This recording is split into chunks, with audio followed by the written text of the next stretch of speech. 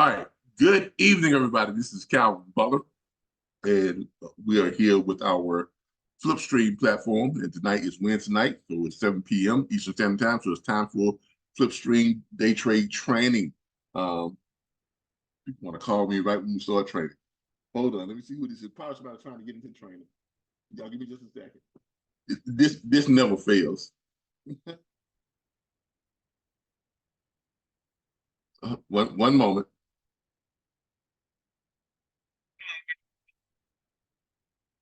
Okay, this is Calvin. How can I help you? I don't know who that was.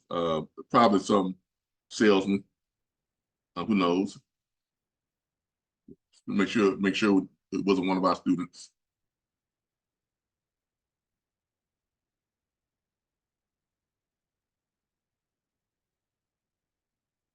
Okay, obviously it must have been a sales call. Okay, whoever it was, they're not picking up. So, all right, I do apologize for that. As I was saying, we're on our 15 training today. Let's see who this. Good morning from Chicago. Yep. Good morning. Wow. Oh, good evening from Chicago. Okay, that makes better sense. Okay. All right, everybody. Let's go ahead and get started. We're going to go ahead and start sharing my screen.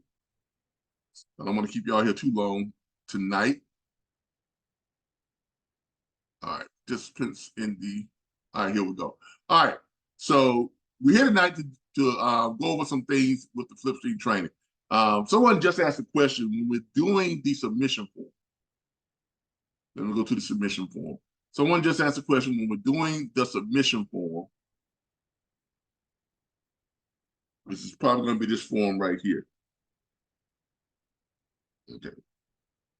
Now, everybody knows we start training at 7 o'clock. Everybody wants to send me messages and all types of stuff during this time. Now, your question was regarding what again? Who was it that answered that question? That was me, Carolyn. I was asking if at that top section, are we putting our information or the owner? No, up here where it's asking you for to record your email address, you probably want to click that so the next time you come back to this form, it'll already have your email address in there. Right, not that part, because I noticed that part.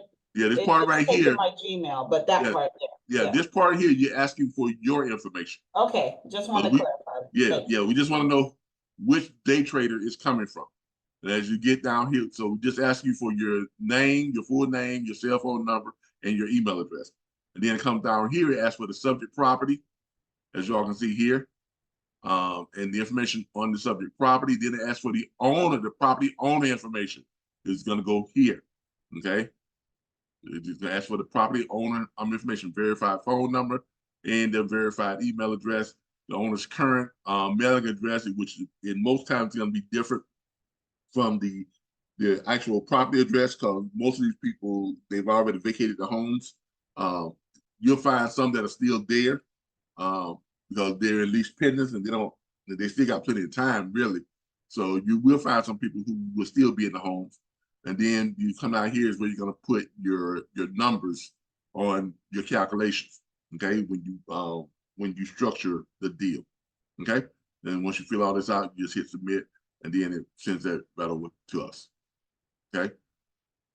Is everybody straight on how to access and complete the submission form? Calvin, this is Sherelle. How you doing? Hey, Sherelle. I have a question as far as the calculations. Okay. Is that the full calculations of what the cash buyer is going to offer, which also includes the $20,000 for you? Yes, the calculations, it says here, paying off loan balance and $20K to the seller. So the payoff balance is $37,000. So I'll put $37,000 plus $20,000. Yeah. What's left? What you're doing is you're letting us know based on the first one, based on 40%. Okay, we're getting a 40% offer from the end buyer. Okay, then when you figure out what that 40% is, then you subtract what's owed on the property, from that 40% number, right? And Mhm. then you subtract 20K from it Yeah. too. And that's going to give Okay. you, and what's left is what's going to be what our cut is. Okay. Yeah. That's what we get it close. And do the same thing at the 50% calculation, do the same thing at the 60% calculation. Always doing it with 20K to the seller. Okay. Okay. Now that's not to say we're not going to offer more than that to the seller. That we just want to know what it is with 20K to the seller in all three scenarios, so we have a good understanding of what type of deal we have. Okay. Mm-hmm. All right. Got it. Thank you. No problem. Anybody else have a question real quick?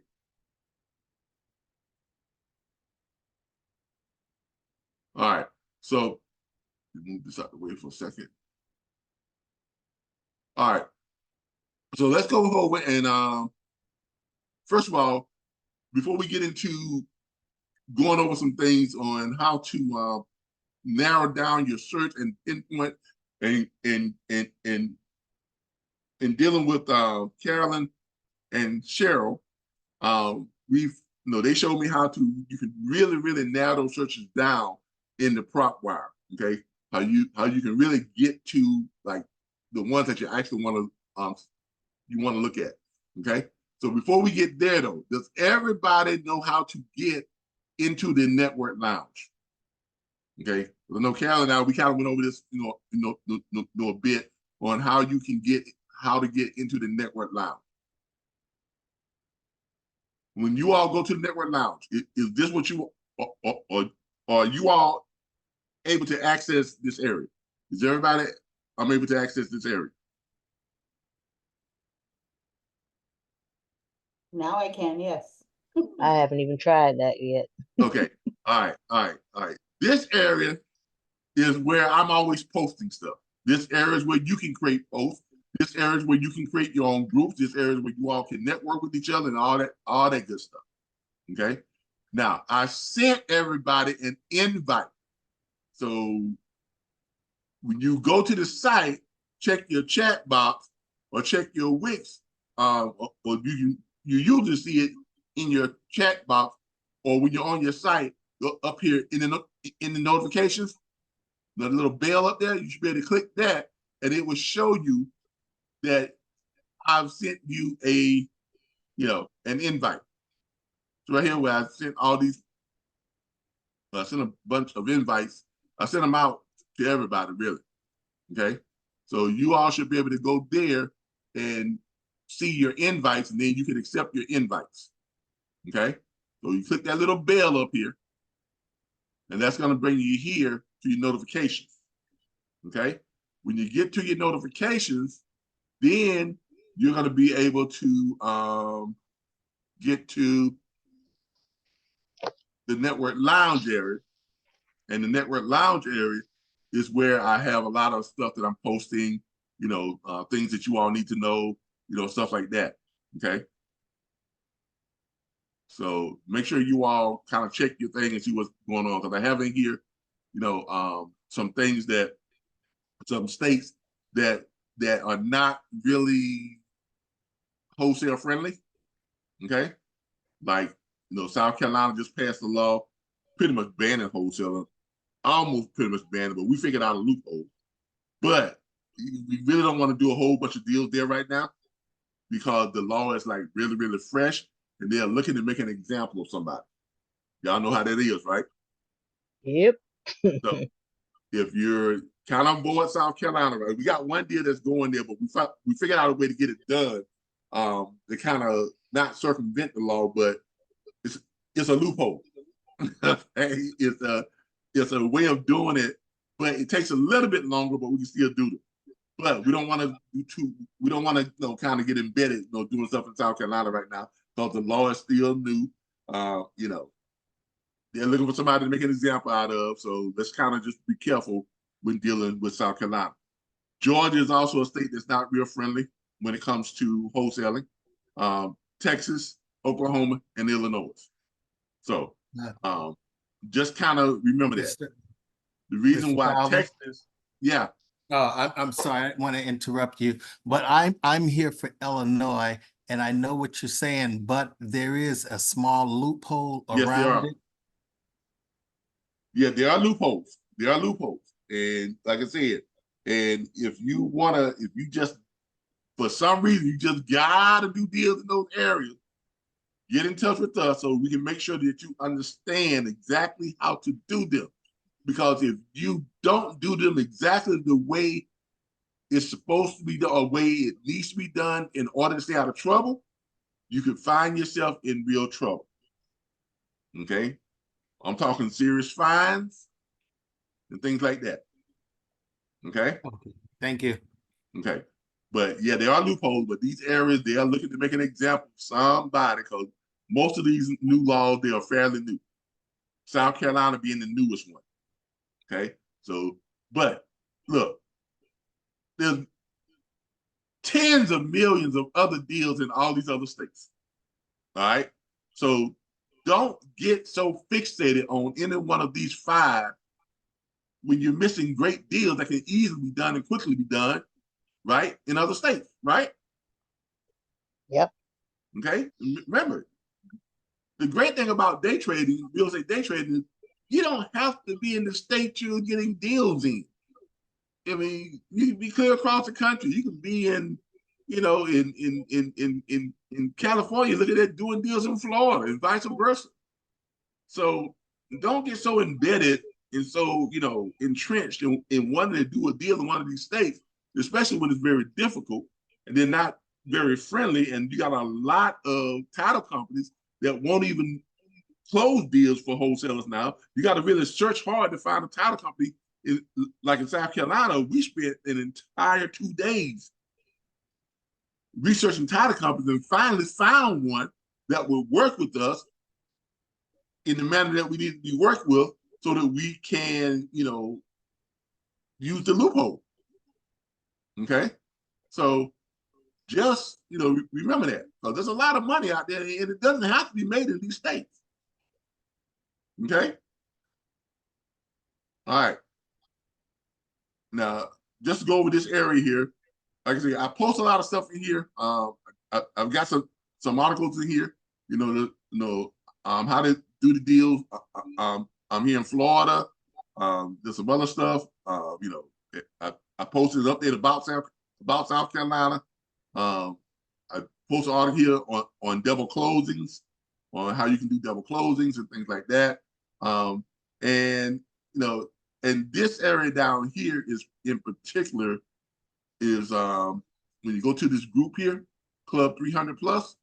If you click on that, okay, if you click on that, you're gonna get some of the same stuff, but it gets more in detail down here. And once you become a member of Club 30 Plus, you can read all these articles and Club 300K Plus. I'm sorry, you can read all these articles and you can read how you can create your own networks. Okay, you can create your own networks. You can create your own posts. You can even create your own groups. Okay, in this network lounge, you can create groups where you all can partner up together. And somebody's got great credit, somebody's got the funds, person who was real good at doing the research. You all can actually team up and do 1 to 4 unit, single, the multifamily units. You can do development deals. You can do all types of real estate investment deals. Use all the strategies, do all types of deals other than day trading, by partnering up with people who have resources that you may not have. You have a skill set and resources that they may not have. They have a skill set and resources that you need, and you all come together. You all put together some pretty good deals. Okay. Those of you who are on here who was Sequoia lending consultant, you all know what I'm talking about, right? If you're doing Yes, sir. yeah, I mean, if you want to do a multifamily or a commercial loan deal, and you have, you're able to find the deal, but you may not have the credit it takes to get that deal done, because I think you need like a 650 score, right? So you may not have the credit to get that deal done, but you have the expertise on how to find the deal. So you team up with someone that has a 650, 680, 700 score, right? And then you may be able to team up with someone who has that 15 to 20 to 25% down that's needed to get some of those deals done. Does everybody feel what I'm saying? Yeah, that would be a great way to create a group with people who want to collaborate and do investment properties like that. We have our own little group, so we can Exactly. talk about deals in there. Yeah, exactly. Because I want you all to realize and use the full potential of Flipstream. Okay, Flipstream is a lot more than just doing a wholesale flip and flipping out contract. It is a whole lot more than that you all can actually do right now if you take advantage of this network lounge and start networking with people. Okay, you can even bring people in to Flipstream from the outside. Say, hey, we got a group over here called Flipstream.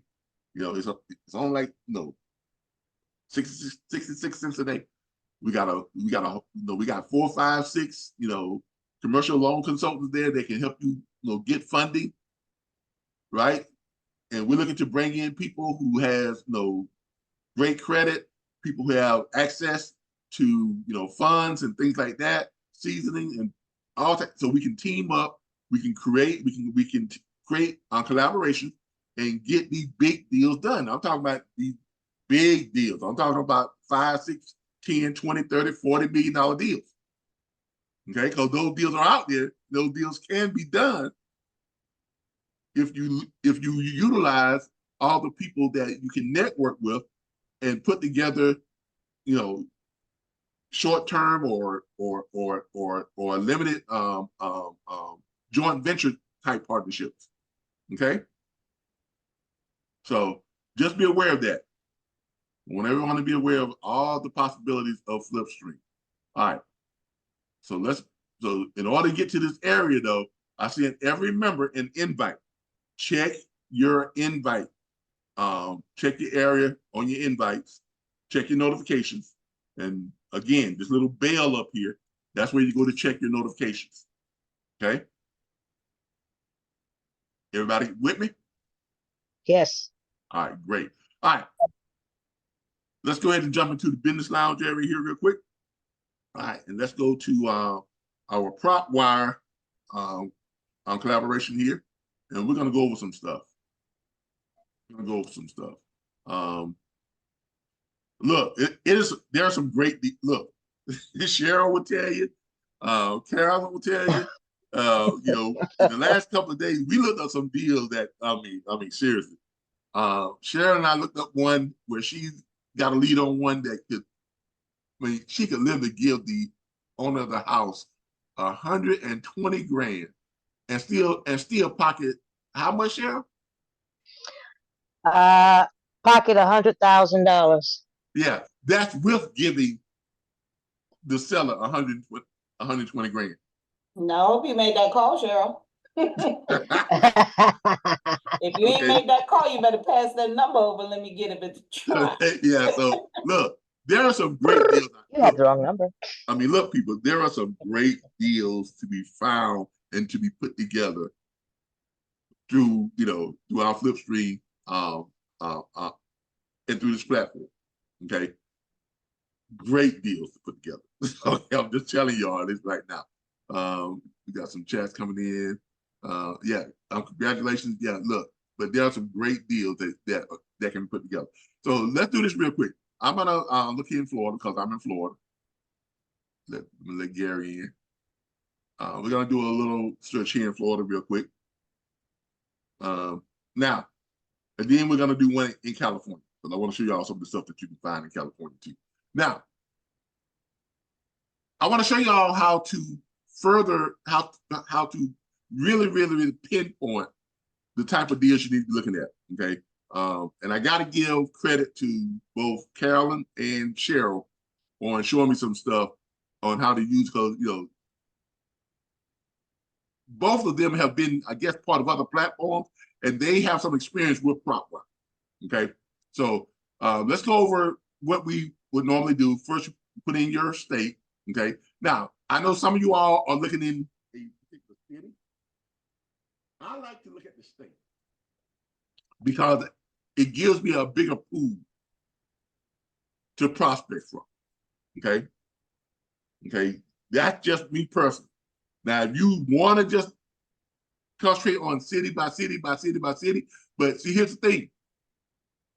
I don't think anybody here knows every city that's in every state, right? Nope.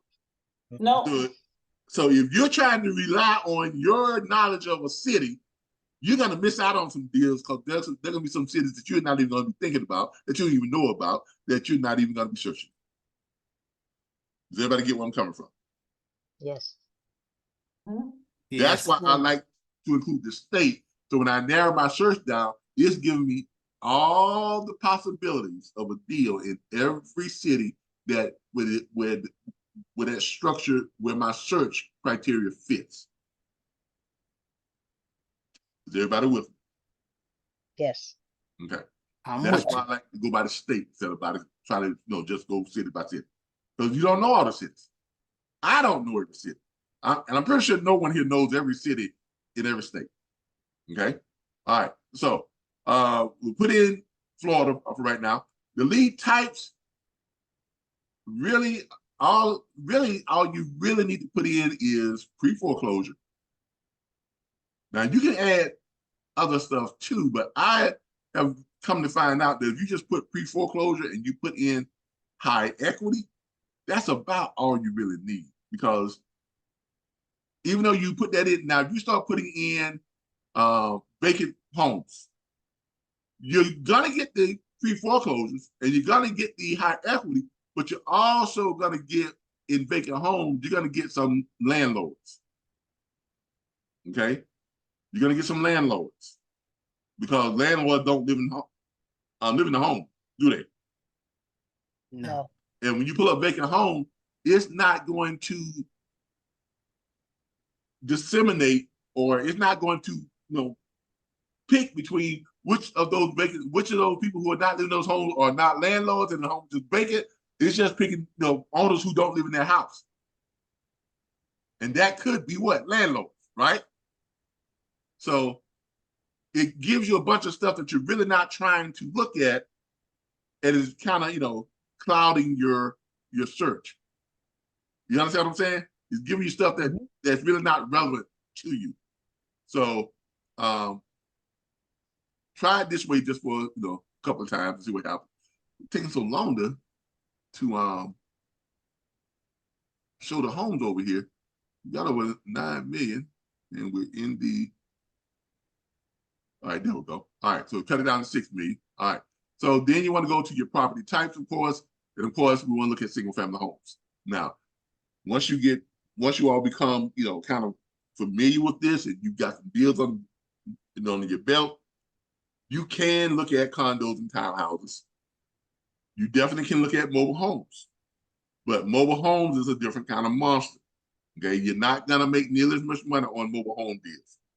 Okay, mobile home deals usually have added complicated legality.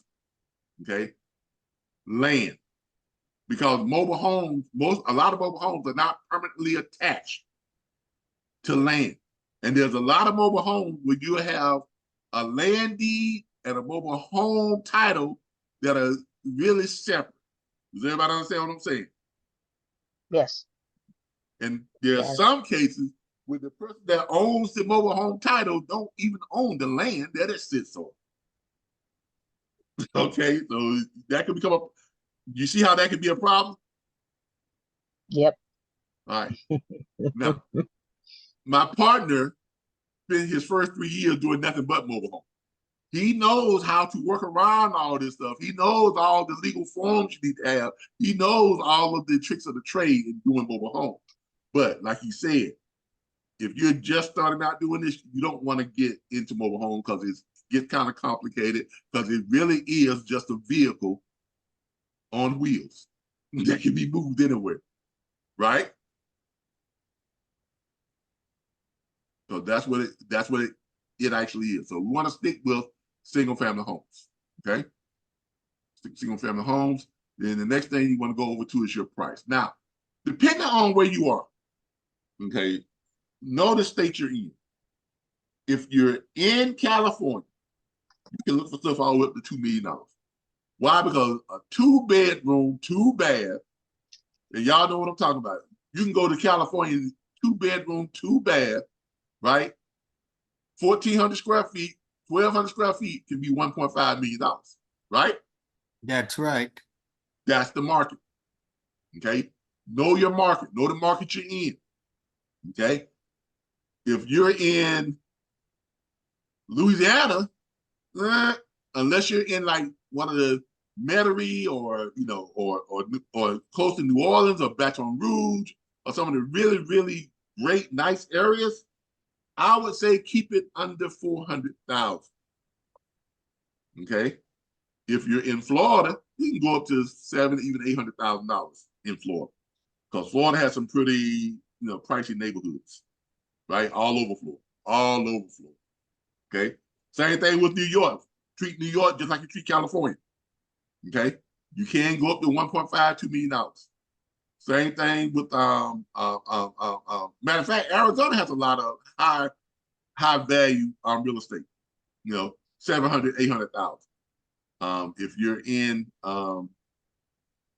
if you're gonna do Georgia and you're in and around the Atlanta, some of the other areas that's got some nice places, yeah, you can go up, but just be careful in Georgia because their laws are pretty strict when it comes to wholesaling too. Okay. Then you have, places like Maryland, you have the DC area, you have, Detroit, you have Michigan, you have, all these places. Okay. So just know your area. Okay. North Carolina has some pretty expensive areas. It really does. Okay. And if any of y'all know anything about North Carolina, but here in Florida, so we're going to do, I'm going to say 700,000 starting off on this one today, just to give you all a look at some stuff that's out there. Okay. Now, here is the thing that, of course, we all know you want to look at the owner filters. Owner filters, you want to go with the individual. Okay. And then you want to go with there's 2 other filters that you're going to want to look at that I want to bring up. And these were brought to my attention by both Carolyn and Cheryl during our mentorship session. All right. The financial filter. Okay. On the financial filter, you can slide your equity bar over. Okay. Because remember, we're looking for stuff that's 70% equity. You can slide this equity bar over to where you want it to be at. Does everybody see that? Yes, sir. Yes. Yes. Slide that over to the 70%. So all you're gonna get is stuff that's 70%. That's 70% or greater. All right. Then you want to take it off the 100% down to about 98. That way you filter out those deals that have surprises. Does everybody understand? Yes. All right.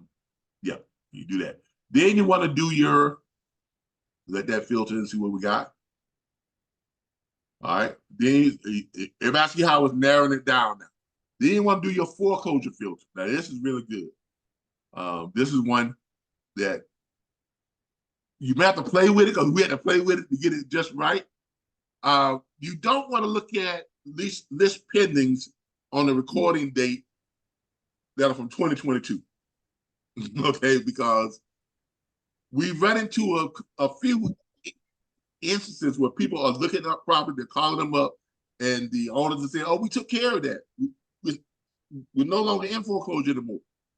And everyone that does that, those have come from older recording dates that are more than a year old. Okay, so if you're looking at stuff that has a recording date that's more than a year old, chances are it could be outdated information. All right. So what you want to do is you don't want to go back much further than a year. Okay, on the recording dates. So you're gonna go 2023. And then you may want to go like on, you want to put in a month You want to put in like, let's say maybe November or October, okay? You want to go too further back past October, okay? You want to keep it kind of within a year or less than a year. So you put November, and then you got to click a date for it to actually do it. We wasn't doing this today, and we kept wondering why I wasn't saving. All right, once you put in the year and the month, you have to click a date. Does everybody get it? Yes, sir. You have to click a date. Let's say I'm gonna click November the 2nd. All right, when you click a date, then it pops up in there. All right, no, so now we got recording dates of pre-foreclosures from November 2023 up to now, right? And we have nothing in the auction date, so we should not be getting any auctions in our filter. Because I know a lot of you all were pulling up a lot of the auctions, right? Right. So by doing this, this should help filter out the auctions. Everybody got it? Yes. All right, we click save.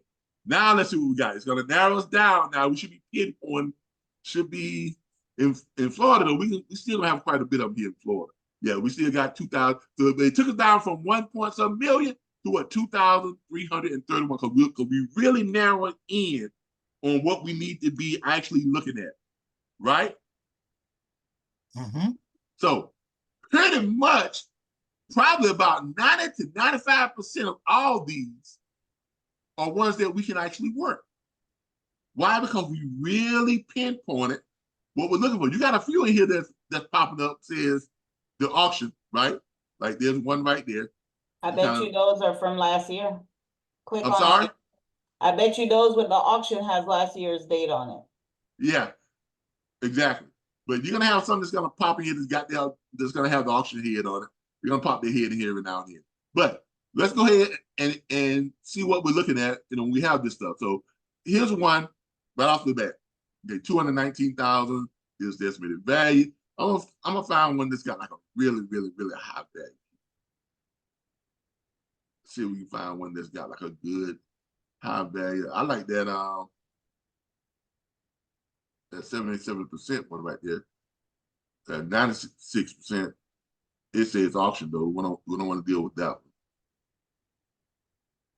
Now, any of these you all can take a look at that doesn't have the auction, but I'm just trying to cherry pick one that has like great. Here's one right here.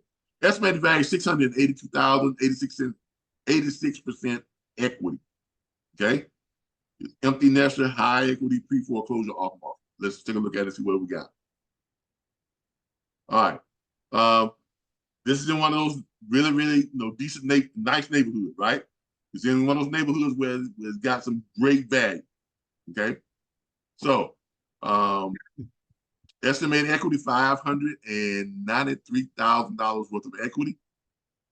They owe $89,657. Let's go ahead and check the foreclosure stuff. Hold on, let me move some of this stuff out of the way. Let's go ahead and check the foreclosure. You always want to come down here and make sure you have bingo. We got action, that they say in Friday Part 2. or that's Friday Part 3. That's Friday Part 3, right? Bingo, we got action. Okay, so we're in the list pendants, right? Look at that recording date recently, 4/4/2024. So you got time. Hasn't gone to court yet. There's the trustee, the attorney for the lenders and everything. So this is a good one. This is a good one. I can tell you right now, boy. If somebody grabs this one, you got a chance to make some serious money on this one. With giving someone some serious money, cash in their pocket too, because of the high value, right? Because of the high value. All right. So how do we calculate these? All right. We're gonna go ahead and pull up our calculator. Let me get some of this stuff out of it. I'm having all this stuff in my way. All right. All right. So we got our calculator up. Still in my way a little bit. There we go. All right. So we got our calculator up. All right. Now remember, when you're doing your calculations, we always start out from the standpoint of the end buyer. Okay? Because let's make sure I'm understanding something. We are not the wholesaler. The actual wholesaler is the end buyer. Okay? Some people call themselves a wholesaler because they're putting the deal together. Hold on, I got some people in the waiting room here trying to get everybody in. People joining in as we. All right, there we go. All right. Some people refer to themselves as wholesalers simply because they're wholesaling the contract. I guess technically you are, but in actuality, the end buyer is really the wholesaler. Because the end buyer that the people that we are marketing these contracts to, they are the real wholesalers. Why? Because they're the ones who's actually bringing the what? Anybody? The cash to close the deal. Exactly. They're the one who's actually bringing the cash. They're the one who's actually buying that property. We are not buying properties. We are securing contracts on properties. Big difference when it comes to the legality of what you're doing. And this is why South Carolina has put up such strict rules, because they want to prevent people from flipping contracts. Okay? South Carolina rules want you to have an actual ownership interest in the property, and not just an interest, an equitable interest in the contract. Y'all see the difference that they drawing the line in there? Yes. So they want people, South Carolina only want people to do these type of deals who are going to have the money to get ownership interest in the property. But like I said, it's a loophole. The loophole is doing the deal not as a day trade or it's not doing it as an assignment, but we can actually have interest in the property and get on the actual deed by doing what type of deal? Does anybody know what type of deal we can do to make that happen? A quick claim deed? Not quite, no. They won't allow that either. What they will allow, though, is what? It has to do with actual money and doing a contract where you actually take some ownership in the property. You could become a shareholder. What's that? What are you talking about? Calvin, I'm just referring to the program that you were talking about last week, to like where you can actually No. That's phase 2. That's not what we're talking about. That's not what we're talking Okay. about. All right. All right. There are 2 ways you can buy property. Okay, you can, well, actually 3 ways that you can buy property without being. I'm doing an assignment. The traditional way is to get a loan, right? I'm from a lender, right? And you get a mortgage. The lender, says that we'll mortgage this thing out with this person on credit or whatever, and the lender then pays the owner for the property, right? And then you have a mortgage, right? Okay. Okay. The other way is if you just bring all the cash, right, and you buy the property cash, right? Okay. All right. There's a third way you can buy a property without doing an assignment. It's called an installment. First time I heard of that one. You never heard of an installment? All right. So it's an installment deed? Yeah, you can do an installment. Like when you go to purchase a property, you can do a contract to buy a property on installments. Right? What's it? Installments is what? A minimum of 2 payments, right? Mhm. Okay. Okay. I got you. Yeah. Right? So you can enter into you can, because look, this is the loophole. They're saying that in order for you to do these types of deals in South Carolina, you have to have some type of ownership of the property, and you have to have it long enough for you to actually be on title, be on some type of deed, and show that you've had it for more than a few hours or a couple of days. And you're just giving out a contract, right? They want to make sure that you actually have some ownership interest in the property itself. So it's like that doing a partial. Yeah, exactly. That's an installment, Like agreement I'll is. pay the first installment and the other part is mortgaged out to the other buyer? Or No, not really. no? Oh. You can't, all right, you can do an installment where you pay the first part of the installment, right? Installment could be, I give you $10,000, and then I'll pay you the other $50,000, in 45 days, right? That's an installment, right? Or in 30 days. That's an installment, right? Mm-hmm. Right? But guess what? The law doesn't state what the first installment amount can be. There's no minimum. So we can do the first installment of $10. Is there no length of time? Now there's a time frame.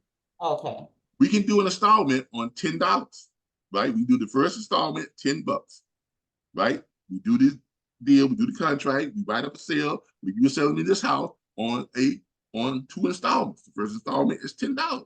I'll bring you the other $50,000 or $60,000 or 59,000, whatever, and some change within 45 days, right? Or 30 days, or whatever the case may be. But it has to be long enough to record that installment, because when you do any type of, when money changes hand on purchasing property, where do you record it at? Where does it have to be recorded at? On a general warranty deed. At the courthouse on the general warranty deed, right? Right. And that takes how long for that to become effective and active? Usually it takes about a week or 2, right? Okay. Okay.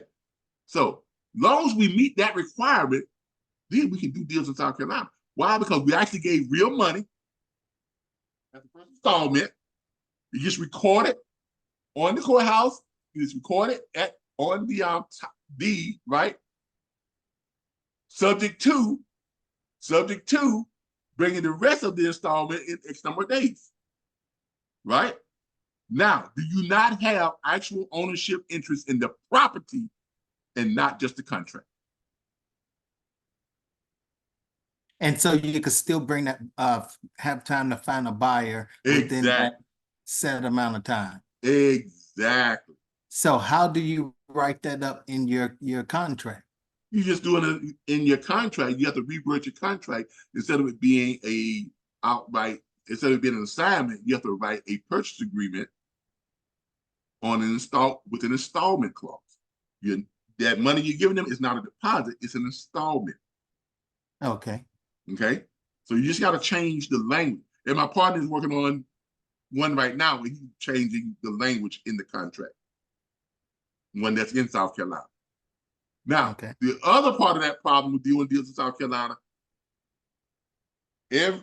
95, I would say 95, 90, probably 96% of all the real estate attorneys and title companies, if they get even a hint that you're trying to do some type of wholesale deal and use, a loophole, they're not going to work with you. They're afraid to close those deals.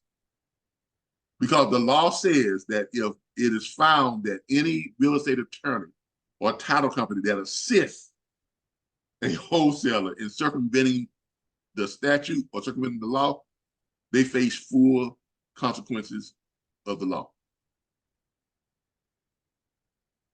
Seriously. That's just how petty they have become in South Carolina. We spent 2 days calling.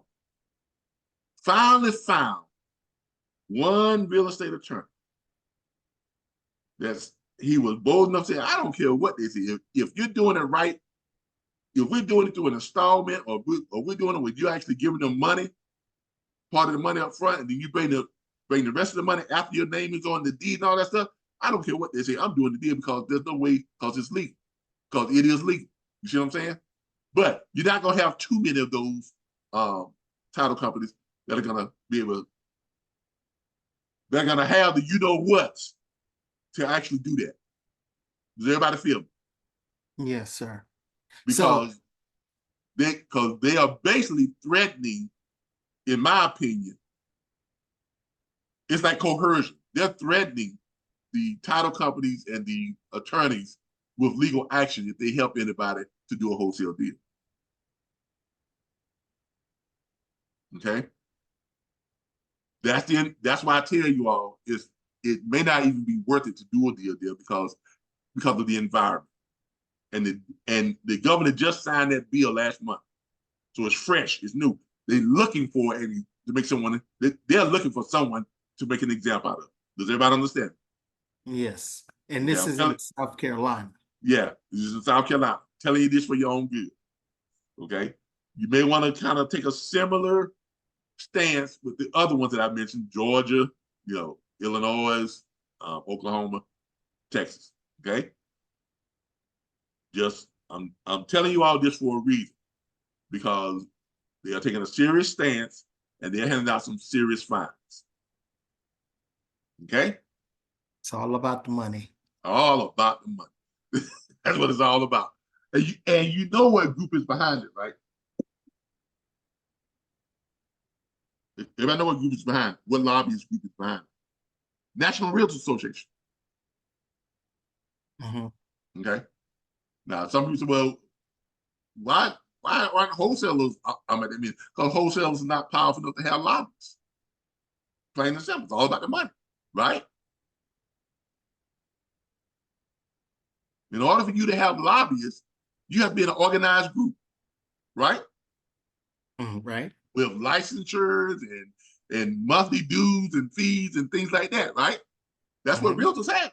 They belong to the Realtors Association. They pay dues. They have to pay a state board licensing, all that type of stuff, right?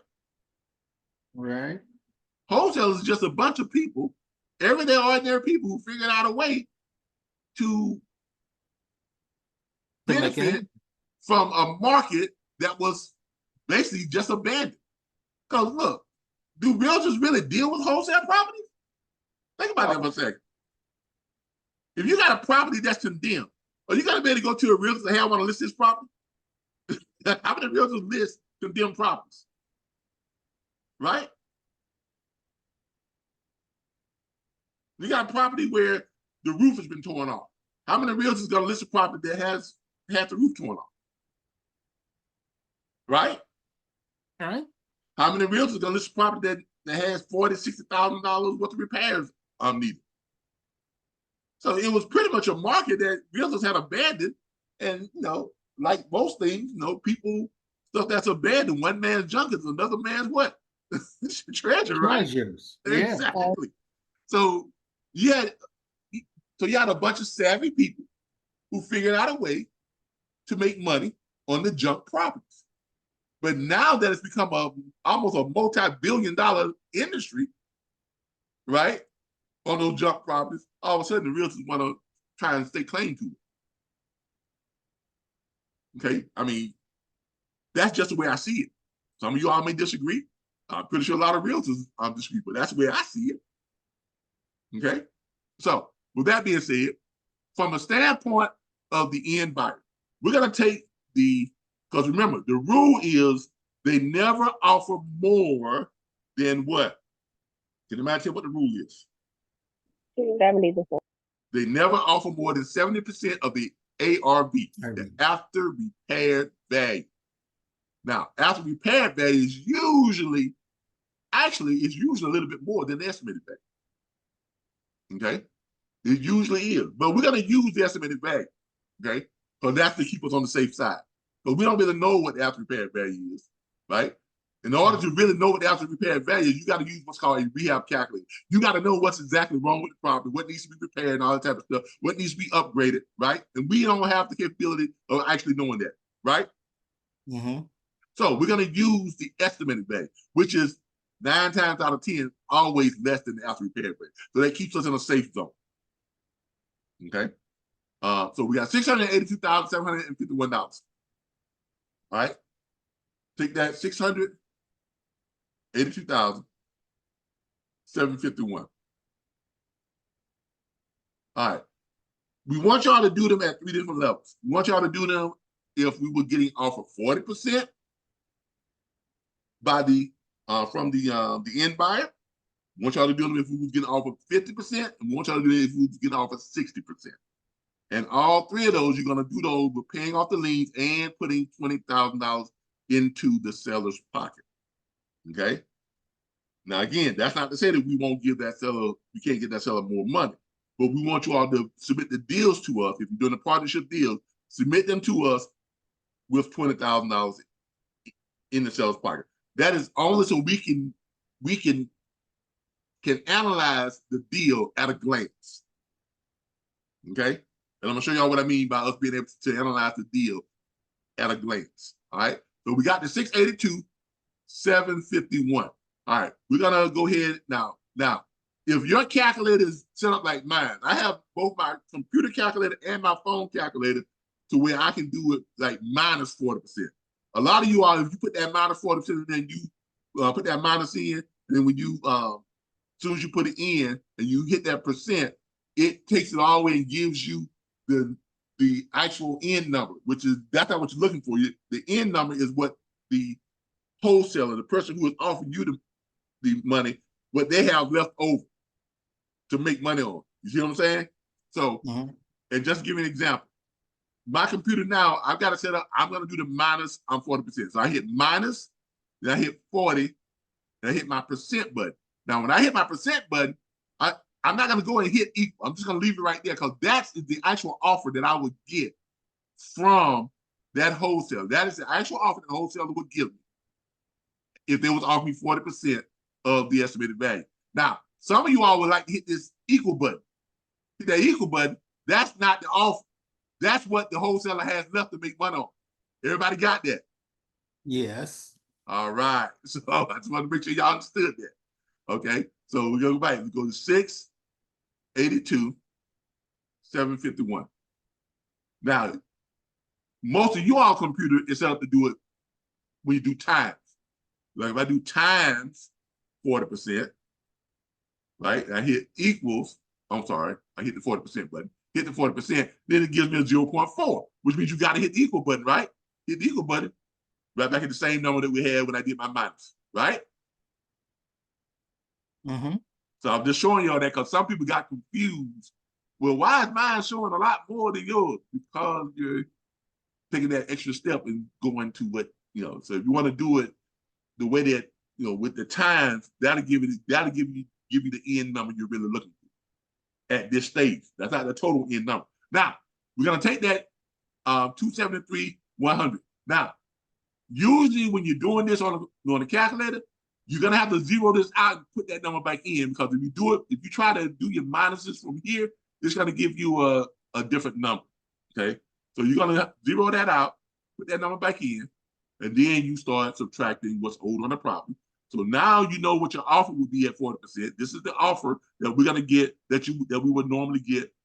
This is the offer that we would get from the end buyer if they only offered us 40%.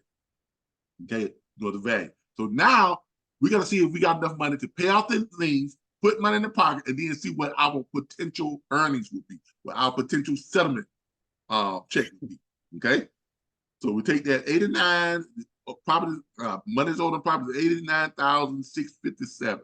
All right, so that's minus 89,657. Now, a lot of you have asked me, well, Calvin, if they don't owe that much money on property that's worth almost $700,000, why don't they just get a loan or get a line of credit or sell it themselves? Look, it is not our job to figure out why people do or don't do things. There could be a million and one reasons that we would never know. But the fact is, this property is in list pending, right? That's fact, right? Yeah. Fact is, it doesn't get the list pending until they have missed a year and a half of payments. That's fact, right? Right. Fact is, they have not reinstated the mortgage. They have not paid the loan balance. They have not caught up on their payments. Those are all facts, right? So it's a safe bet to conclude that this person can't do any of that. Right? Right. For whatever reason, they can't do it. They can't do it. Right? So that leaves what? Opportunity for us. Right again, right? That's right. All right. So minus that 89,000 was owed on the property, that leaves 183,443. Then we go ahead and minus $20,000. So that's what we said that we're gonna start our offer off with, our 20 grand.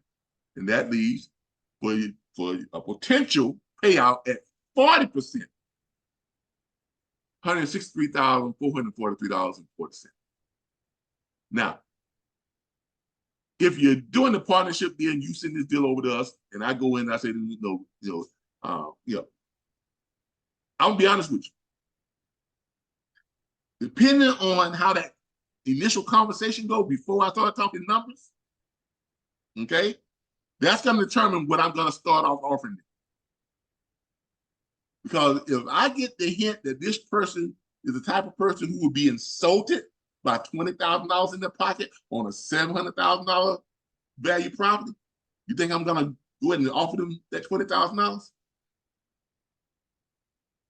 No, you're gonna offer more. Exactly. Yeah, Nope. a little Exactly. bit more. The $20,000 is only so we can take a glance at it, and I know that if I'm looking at your deal and I see at 40% I got $163,000, I know that I can offer this person up to $100,000, maybe even $140,000, and still make great money. Right? Right. Yes, sir. Exactly. So depending on how that comes, when I first meet this person and how that conversation goes, whether I sense some type of resentment in his voice or some type of frustration from dealing with people trying to steal his property or whatever, that's my job. My job is to read the person. Okay, in these partnership deals, that's my job. I've done enough of these where I can read people pretty well just by listening to how they're speaking, how they're responding to my good morning or how you doing or how's your day going. You see what I'm saying? Mm-hmm. I'm asking those questions so I can get a feel for the mood of this person. Okay? Now, if I feel in a way, shape, or form, this person is going to take this as an insult, of course I'm not going to start off with $20,000 in his pocket. Okay? I may start out with $50,000 or $60,000. Because if I do $60,000, you're still making over $100,000, right? Right. Exactly. Exactly. And that's not really an insult when he knows that we have to make money and we have an end buyer that needs to make money too. And we're trying to pay off his debt, his liens, and all that type of stuff, right? Right. All right. So I may start this deal off, really, with about $60,000. Mr. John, how you doing? My name is Calvin Butler, and I'm sure you've already heard from Cheryl. Yes, I spoke to Cheryl. Now, depending on how he responds to that, if he says, yeah, I heard from him, woo! Sound like fighting words there, Cheryl. Yeah. Right? You can see Okay. yourself walking to I'm the like, what bank. did I do? Exactly. I heard Yeah. from him. Yeah, I talked with him. Now, if he responds, oh yeah, we had a great conversation. I was so glad to hear from him. Woo! Okay, I might be able to hold more profit in this deal. You see what I'm saying? This is how I start off. I started negotiations with the Greek. Really, I've already started negotiations with the Greek. Okay? So depending on how they respond to me, is going to determine where I'm going to start my first offering. Okay? But my first offer is always going to be a great deal for us, you and me, and my partner. Okay? And $100,000 to us is a great deal, right? Mm-hmm. Now, it's actually a phenomenal deal, right? Now, if I have to More go than down what some to people make in a year. exactly. Now, even if I have to go down to $60,000, that's still a good deal. That's still a pretty good deal. If I have to go down to $40,000, it's still a good deal. Me personally, in doing a partnership deal, I would, a $20,000 deal, that's a good deal. 10 to you and 10 to others. That's 5 to my partner, 5 to me, 10 and 10 to you all. You see what I'm saying? Mm-hmm. That's a good deal. If I was doing this deal by myself, I don't turn around a $5,000 deal. If I got $5,000 to go in my pocket, I'm gonna do the deal. You understand? Yes. Because sir. that's not the only great deal out there, right? This is one of more than 1,000 properties that we got to look at that fits our criteria. This one deal can get you more deals. Exactly. That's Do right. not get hung up on the fact that you have to cut a deal to make a deal. Don't let that stop you from making a profit. Don't let that stop you from making money. Okay. Okay, because remember, every Because remember, every closing puts money where? In National HIP Bank, does it not? Yep. And you're not going to get to a closing if you can't get the owner to agree on it. You can't agree on the amount of money to be put in their pocket. Is that right? Is that not right? Yep. Okay. Mhm. So stay focused on doing what you got to do. If you're doing this deal by yourself, you're doing a total deal by yourself, stay focused on getting the deal to close. Don't get so caught up in, man, I had 160. No, you ain't got jack squat yet. you got a potential of $160,000, but you ain't got none of that yet, right? So don't get caught up, man. I done went from 163 down to $60,000. But see, that owner is looking at, he's about to lose this. Exactly. And 100,000 can get him so comfortable. Exactly. But He you wouldn't never even know. hesitate. Yeah, but people have different levels. People's comfort level is different. Okay. Now, granted, are the odds in your favor on a deal like this that he would probably take 60 to 100,000? Yes, the odds are greatly in your favor. Greatly in your favor. Right? If you can hold him at $60,000, guess what? You're making about what? About $100,000, right? Yep. 109. Exactly. You put him at, if you get him at 80 or 90, you're still doing great money. if you got to go to the 100, even if you got to go to if you go to 140, you're still looking at what? Over $20,000. If you go to 120, you're looking at over what? $40,000, right? Yep. So look, isn't that $20,000 or $40,000, $20,000 or $40,000 more than you had before? Yes, sir. Now, if you add that to a couple of $10,000 deals, to a couple of $60,000 deals, to a couple of $20,000 and $30,000 deals, do you not have over $300,000? Sure do. You see what I'm saying? Do not get so wrapped up in, I had a great deal and now I let this man talk me down to. Don't. Especially when you first starting out. When you first starting out, you're not going to be the greatest negotiator. Okay? All right? So learn to be happy with anything that goes in National HIP Bank. Because if you are happy with the money you are making and you're adding to it, you're not going to take that frustration and resentment to the next deal. Does everybody feel what I'm saying? Yep. Got it. Okay. Good copy. All right. So if you start feeling like, man, I messed up. I had $163,000. I had that sap talk me all the way down to 40 grand. I'm mad. You don't think when you call the next person, somehow or another, that's not going to see through? Right? Mm-hmm. Look, I'm looking at this and I say, man, I just made $10,000 and I'm gonna be able to pocket that money in the next 17 to 25 days. Boom, I'm on a roll. That's my attitude. You see what I'm saying? Why? Because I know I got 1,000 more deals to research. Well, I have researched and I've already structured 30 to 40 deals, right? Before I start making my phone call. And this is call number one. Man, I got 39 more deals called. I'm about to do 10, 12, I'm about to do 20,000. I'm about to do $15,000 on this deal. I'm not worried about the 163,000 because that wasn't mine to begin with. It never was. Okay? When it becomes a possibility of being yours is when you get them to agree and say, okay, yeah, that'll work. Let's make this happen. That's when it's a possibility of being yours. That's when it becomes real, right?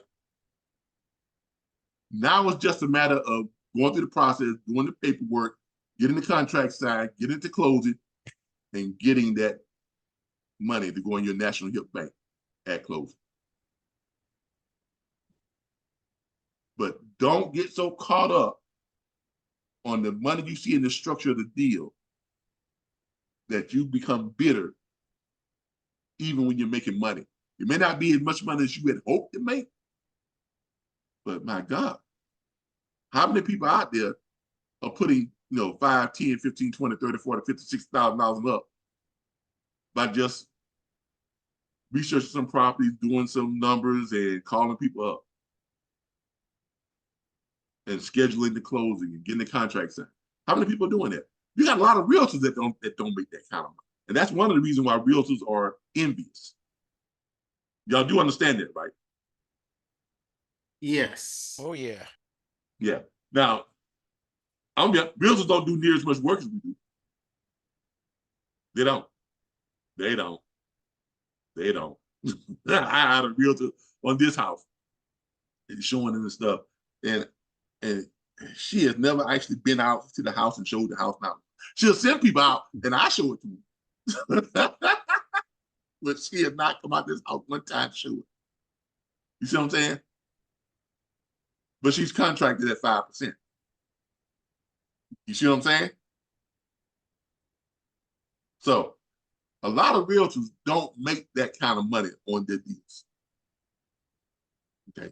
On about a $400,000 deal, a realtor 5% make about $22,000, $23,000. And then they have to split that with their broker. Exactly. But here you all, you know, if you have an opportunity to make $163,000 or legitimately $100,000 or $60,000, right? Right? Right. Even if it's $40,000, you're still making way more than a realtor. Even $40,000, and you're splitting it with us if you're doing the partnership deal. You're still making more than what realtors make. And you can do more deals, right? Mm-hmm. Because realtors are dealing with retail property. You're dealing with properties that are in the pre-foreclosure. People have missed 1.5 years of payments. They got that list pendants letter of the legal proceedings that really is designed to scare them. Yeah. If this goes to a court and the judge orders the auction, you know, you're going to auction your house off and the sheriff is going to come knocking at your door to have you removed from the property. Ooh, don't that sound scary? Right? That sounds scary, doesn't it? It is scary. I know, because I've been through a foreclosure. It ain't, woo, it is scary. And I didn't know the things that I know now, and I wound up homeless for 18 months. Okay? That experience is one of the reasons why I set this platform up the way I set it up. Because I'm going to tell y'all, you're not going to find very many companies like what we offer, platforms like what we're doing, where we're offering these people a significant amount of money to go in their pocket for them to move forward. Anybody seen this guy ad where he's out there talking about, I'll buy your home, I'll even pay your first month's rent? Like he's doing them a favor? Yeah. I mean, come on, really? Seriously. I mean, and he's saying it so boldly and so proud, like he's doing them a big favor. Most companies don't even offer them money in their pocket. They just offer them to just pay off their liens. And then they'll follow that up with, yeah, we're gonna pay off your liens and help you avoid foreclosure. And that's a win-win. And that's all they do. And they are so serious. That's a win-win. Yeah, a win for them and a win for the bank. Exactly. You see what I'm saying? So the way we are structuring these deals, the way we're doing, first of all, this is what we call foreclosure bailout. We are bailing them out of foreclosure. Okay. Now, once we have our own capital, then we'll launch phase 2, which is foreclosure rescue, which not only includes helping them to stay in the home, putting $5,000 to $10,000 in their pocket so they can pay some bills, lowering their mortgage payment by 25 to 30% in most cases. Okay. Now, and also I want y'all to remember something. Some of y'all would say, well, Calvin, payment was only $1,391. No, that's not his payment. All right, we don't know what his payment is. Okay, but I know it's not $1,391 because here's what it says: the interest rate for the current mortgage is unavailable. So we've assumed 6% in calculating the homeowner's estimated loan payment, and they're basing that on what's left to be paid. So this is just a fictitious number, really. This person's payment might be $1,900, $2,000, $2,900, $3,100 a month. All we know, right? Right. Now, once we start doing the foreclosure rescues, then we find out what the actual payment is, and then we see what we can lower it to. Put them in a restructured 25-year lease to own, or lease purchase, or rent to own, or if they want to just do a year-to-year lease, that's fine too. But our goal on the foreclosure rescue is to lower the payments. Sometimes we may only be able to lower 10%. It just depends on what their payment was. Okay. If they had a really, really, really low payment, we may be able to lower it, 5%, if any. You understand what I'm saying? But if they've got a payment that was $1,900, $2,200, what it can be, we may be able to lower that as much as 25 to 30%. Okay.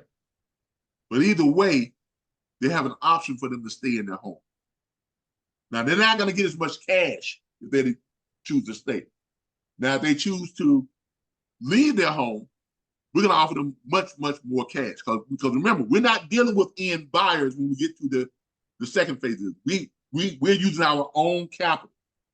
So if we got a situation where we got a property like this with, where's my calculator at?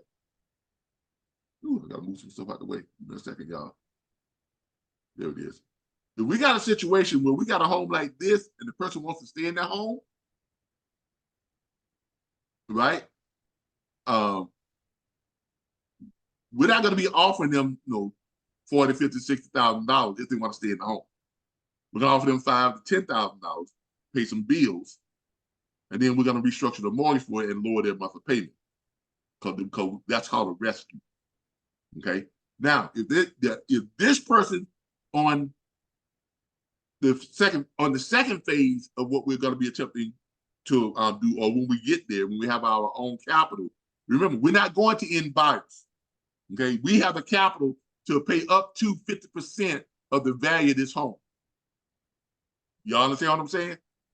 So if this person decides that way, now I got too many bad memories. I just really take as much cash as I can and just go. All right, great. So in that case, we will probably start off with offering them, let's see, 593,000 94 minus their payoff of 89,657 minus 89,657. That leaves 503,432. The attorney fees on a property like this is probably going to be about $6,500 minus 6,500. It may be a little bit more. Attorney fees minus 6,500. That leaves $496,000. So we would say, okay, all right. Now, in negotiations like this, when they say, I just want to take as much cash as I can and just kind of be on my way. All right. All right, Mr. Johnson, let me ask you a question. What would you consider as enough money for you to kind of start fresh? I'm not going to make him an offer. I'm not going to give him my number. I want him to give me his number. Does everybody see why I'm doing that? Yeah. Okay. I want to see where his head is. I want to see where his mindset is. Now, after we've paid off, because remember, we are offering to pay off all his liens, pay your attorney fees.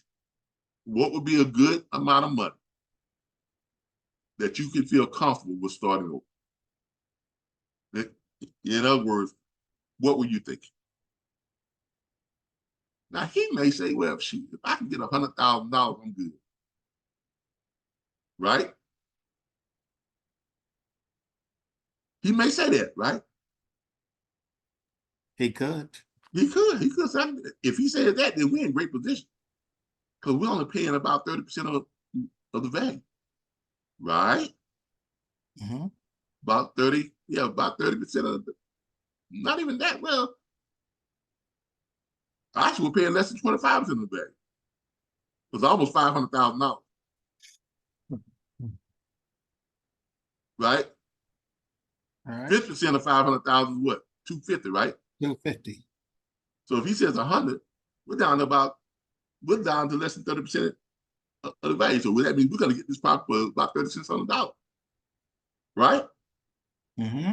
No, plus whatever we paid for but we already took out the attorney fees, taking out the what's called. So, but our strategy is never to pay, we won't pay more than 50% of the remaining value. So with that being said, we could offer this guy could get as much as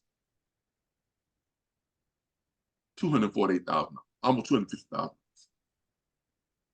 And we still got a property at 50% of the value. Because remember, and now, because we got that property outright, we don't have to lower his payments or anything. We can now turn this property into a security, right? Which is what we're going to do anyway. Turn the property into an active security, right? Turn the property into an LLC. Open up a standalone bank account for it. Get the investment brokerage firm or the securities brokerage firm to turn that property into an active security. It is now an LLC and it has its own bank account, and now we can sell shares in that security. Now, SEC says that we can put the value of that security at the 5-year appreciation of that property. The value right now is $593,000. 5-year appreciation at 4.8%. That's going to take that property up to almost $1 million. Right? About 800, just shy of $900,000, right? So we could legally ask for that much to fully fund that property, but we won't, because we don't want to be like another platform that has their investors in negative equity. We're going to be the platform that asks for funding less than the value of the property. So we now bought the property for $248,000, basically $248,000 plus $60,000 plus whatever. Okay, but that comes out about what we have. It's going to come out just shy. Actually, that's come out to be about 40% of that $593,000. Y'all see what we're doing? So now we got a property that's worth $593,000. We paid $248 plus what? 89,657. 89,657 plus what we said about 6,500, 6,800 on the attorney fees. Wasn't that what we said? 65. Yeah, 65. Okay, plus 6,500. So we paid a total of $44,000 for a $593,000 property. Now, what we're going to try and get it funded for, when we flip it out to our investor network to fund the property, then they get the rent payments from it. Now, probably like that, we're gonna do a lease on that thing, probably about $3,900 to $4,200 a month. Why? Because we don't have a homeowner that we're trying to rescue from foreclosure anymore, right? We're not obligated to lower the payment. So now we have a property that we outright own. We're getting another, leaser to lease the house. And in that neighborhood, I guarantee those property lease anywhere from $3,000 to $4,000 per month. Okay, so that's what we're gonna lease it out for. We're gonna lease it out. Then we're gonna get our investor network to buy shares in this property as little as $100 for 10 shares. $300 gets them 30 shares. $3,000 gets them what? 300 shares. You'll see how that works? Okay. But what we're going to get it funded for, about $20,000 less than what it's valued at. So our investor network, they're not in negative equity. From the very beginning, they're in positive equity, right? So we got 593 let's say 593,000. Okay, 593,000 on the value minus 20,000. So we get it funded for $573,000. We're in it for $340,000, right? We're in it for 300 and what's my numbers at?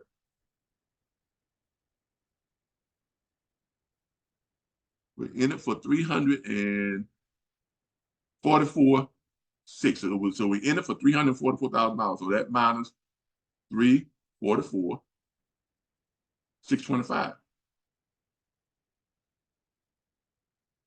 Now, that $220,000, where's that going? That's going to pay back our shareholders and the company. Because we made the money back that we paid for it, plus our profit is $220,000. That's more than a 50% ROI. Everybody see that? Yes. That's actually almost about a 70 to 80% ROI.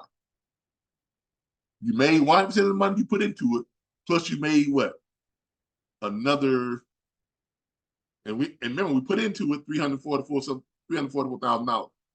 And we made another $228,000 and $375. That's how you satisfy both your shareholders and make the company money. And you have the investor network who are now getting their shares of that $3,000 to $4,000 a month that we got somebody in it for. They're in a great position. Why? Because they are not in negative equity. Does everybody see that? Now, you all are probably saying, well, Calvin, how do we make money on it? Well, you make money if you bring a deal to us like this and we'll get it with our own money. You can make money two ways. The first way, when we lease that property out, right? Let's say we're getting $3,600 per month for it. You're going to be getting roughly 20 to 25% of that. $900 a month. So every month we got that property leased out. If they go running in their lease, somebody else leases that property, guess what? You get your 25%.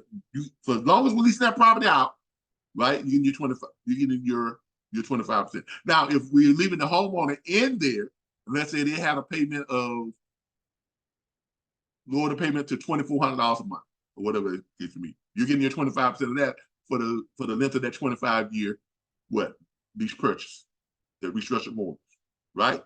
So you can either take the long-term residual payout, right?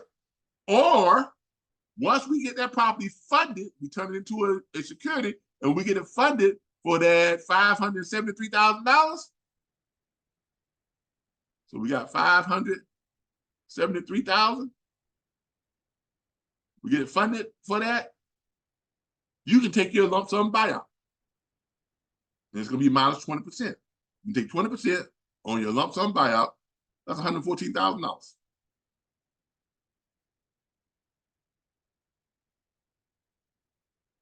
You see what? So you see how that goes? You can take the monthly payments for the next however long it's being leased out, or you can take the buyout. Now you can't decide to take the monthly payments and then a year down the road, hey, I want my cut of that buyout. Oh, no. You got to make a decision, on which ones you want to hold, which ones you want to cash out. So you have some type of diversity in your revenue structure. Does everybody see how that works? Yes, sir. Okay. Do y'all like that? Absolutely. Okay. And you can still do the other deals when we have an end buyer too. So you have really three ways with the Flipstream business model, the platform. Eventually, you're going to have three ways of how to make money. Right now, we have this one way with flipping properties, and you can kind of partner with people to do other deals and stuff like that too. But when we get to the second phase, when we have our own capital, we have much more diversity in how you all can structure your deals, type of deals you can submit, and the type of payouts you can get. Okay? All right. All right, so we've got this deal, and we've made him an offer. We know what it is at 40%. Now, at 50% on a deal like this, 50% is going to be just crazy. 60% is just going to be mind blowing. 094 minus 50%, 296,000 will be the offer that we get. Gives us, oh, come on, man.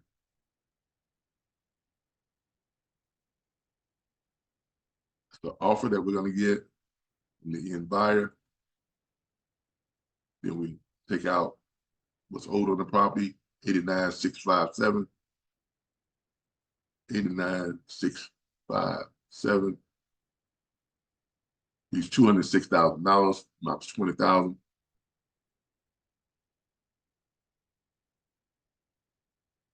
$186,000. So if you can offer this person $80,000, still walk away with 100 grand.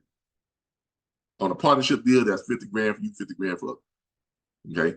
Or if that person says, now that person says, man, all I need is $30,000. Am I gonna just say, no, man, I'm gonna give you 50 just for good measure? No, I'm saying, okay, well, great. If you're happy with that, then we can definitely do that. That's gonna give you a pretty good sum of money, right? Yes, it will. But we can offer this person on a deal like this, we can offer this person a lot of money to start over. 60 to 100 grand to 120 grand, and we still make great money. Okay. Now at a 60% deal, which in fact, a property like this, okay, a property like this, we really expect to get 60, we may even get 65 to 70%. Okay, because if the property is in pristine condition and it needs it's ready to be moved in, doesn't need anything. We have been known, my partner has been known to flip those deals out to end buyers at 65, 70, and 75%. Okay? Because remember, what is the rule? They're not going to pay more than 70% of the after repaired value. So that's with them assuming that they're going to have to put some money into it, right? But if you got a property that needs no work whatsoever, that leaves room for us to get a better offer. Does everybody understand that? Yes, sir. So 593,094 minus 60% is what we really would expect to get for a property like this. We would get an offer for $355,856. That's a pretty nice offer, right?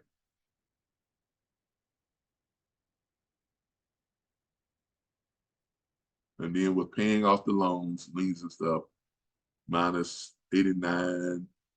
Really just going to say 89,657 plus $20,000 is 100.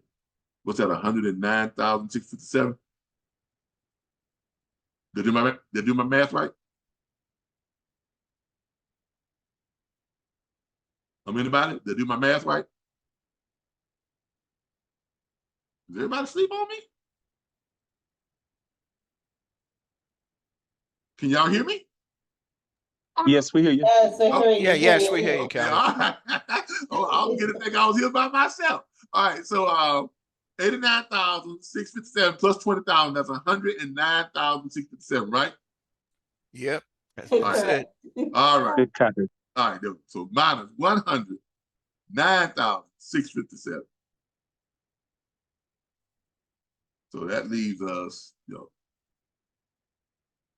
potential $246,000 you can make on this deal. Now, obviously, if someone's got that kind of equity and value in the property, they're probably gonna want to at least probably $60,000 to $100,000. But even at $100,000, we get a 60% off. Because remember now remember, we are closing this person before we actually get an offer. So there's a chance that person will say, yeah, if I can get 100,000, 120,000, 130,000, 140,000. That person say, if I can get 140,000, do we still not make 100 grand on that deal? That's right. Because I've already taken out 20 grand that's in their pocket right now, as it sits right now, and paid off the what's called. So if that person says, well, I need $120,000, well, all I gotta do is take off another $100,000. And we still make what, $146,000. Okay. Is there any doubt that real estate day trading is probably one of the most phenomenal ways to make money in a distressed market? Anybody? Is there any doubt?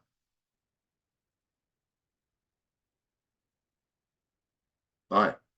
I think that is unanimous. All right, look. This is a great way to make money. But all it takes is doing the research, tracking down these leads. And thanks to the help of Carolyn and Cheryl and some other people, you all now know how to really pinpoint these deals. Okay, you really know how to pinpoint them. You really know how to kind of pinpoint the ones that, that's out there that you can make some good money on. Does everybody feel like now they have a much better, that's what I'm looking for, a much better strategy to pinpoint these deals now? Oh, yeah. Okay. All right. All right. Now, after you do this, and then you are going to contact these people, you're going to contact the owner, you're going to click the owner button here, and then you're going to, try to locate this person. Now, look, see, I kind of figured this person had a lot of problems. Okay. I kind of figured this person had a lot of problems. This is what you kind of deal with when you start dealing with a lot of high value problems. This person is definitely a what? He's an investor. He's got multiple ways to pay them off. Exactly. He is an investor. So if you approach this person, yeah, he understands the wholesale market, but he's probably going to want at least 100 to 150 grand for his property in his pocket, right? Not saying that you can't work with him. I would at least call him just to see if he's open to it. Because remember, when you're calling up the verify, hey, Mr. Jerry, I'm such and such, and I'm looking at one of your properties, such and such. I've got a network of cash buyers who's willing to, make you an offer to pay off your liens and, all your attorney fees and put a significant amount of money in your pocket. That's something you're interested in exploring. Now, if he says, "Oh, hell no," then you haven't really lost the thing, right? You don't waste so much time on it. You find out if he's open to the concept, right? Now, if he mess around and says, "Okay, yeah, we can talk about it," you ain't got to worry about closing. That's my job to close, right? But at least now you know you got a shot, right? Does everybody feel it? That's right. It's my job. That is my job to close. And I'm gonna tell you, when I approach this guy, I'm gonna approach it from the standpoint of look, I see you have a lot of properties, so obviously, you're pretty, you've done very well as a real estate investor. But like all real estate investors, cash is king. I'm gonna talk his language. He's gonna know we speak the same language. Look, cash is king. How much extra cash would you need out of this property to kind of help you fund some other deals? That's how I'm gonna approach this guy. Because real estate investors are always looking for what? Some extra funding from somewhere, are they not? Yes, you're right. They are always looking for some extra funding from somewhere. So I can say to this guy, how much cash would you like to pull out of this property? And I'm not going to say that's in foreclosure, because he already knows it's in foreclosure, right? He already knows that. How much cash would you like to pull? How much cash would you like to salvage? I probably use the word salvage. How much cash would you like to salvage from this property to help you fund some more deals, on some other deals? I'm putting the ball in his court. He gonna want to buy some more land because that's all he has. Exactly. So get this. with $140,000 helping them buy quite a bit more land. Of course. You see what I'm saying? So that's how I'm going to. This guy is not just he's probably a builder because he's got nothing but land. Land. You see what I'm saying? And this property right here was the only single family residence. So this may have been his actual primary residence. And the deals that he had spent a lot of money on land, right? Spent a lot of money on land. So let's see, that's he bought that for $77,000. That's maxed out, right? Value the equity, no equity left in it, right? Maxed out on that, right? He's even maxed out on the little stuff, right? So he has spent a lot of money acquiring land, and looks like none of his land deals have really paid off. So guess what? That's probably why his residence went into foreclosure. Because I'm gonna tell you, this guy's payment right. This guy's payment on this property is probably well over $3,000 a month. Do y'all agree with that? Yeah, I'm sure, unless he's renting it out. Yeah. Now, so my approach to him is going to be from the standpoint of a fellow investor speaking the same language, basically say, okay, look, how much cash would you like to salvage from this property to use for other investments? And if he tells me, well, I'd really like to get about $150,000. Could we do that? Could we do $100,000 to $150,000? Can we? Anybody? Yes. Yes, definitely we can. Because we're probably going to get a 60% deal. I mean, we can actually just got 200 grand and still come out great. Close You to know what I'm 50. saying? So don't let, when you see someone that's got a lot of land or a lot of other properties and stuff, don't let that discourage you from calling them to verify the numbers. Because it's my job to close them. Now, if I tell you don't send me no deals like that, I'm telling you that for a reason. I'm not going to tell you that because I know how to speak to a person like this. I know how to negotiate with a person like this. I know what buttons to click. Does everybody understand that? Yes. Okay. So don't get deterred when you see something like this. You say, oh man, this guy's an investor, man. I'm not gonna waste my time. But you could be missing out on $100,000 payout. All right. Or at least a $50,000 payout, or a $25,000 or $30,000, whatever it is, you could be missing out on a payout. Let me worry about closing. Okay. If I can't close, I'll tell you, hey, you can close this guy. Right? Send us another. Because when it's all said and done, this is a what? Numbers game. Right? No matter how, on every aspect, this is a numbers game. Does everybody agree with that? Copy. All right. Any questions? I think we're going to end the training tonight right there. I think we covered enough. I think you all kind of got the gist of what some of these high-end deals look like. But I wanted to show y'all a high-end deal, and I wanted to kind of curb your fear of doing high-end deals. Okay? So I really believe it's worth kind of looking at having it's worth having some high-end deals as part of your portfolio of prospects. Does everybody agree with that?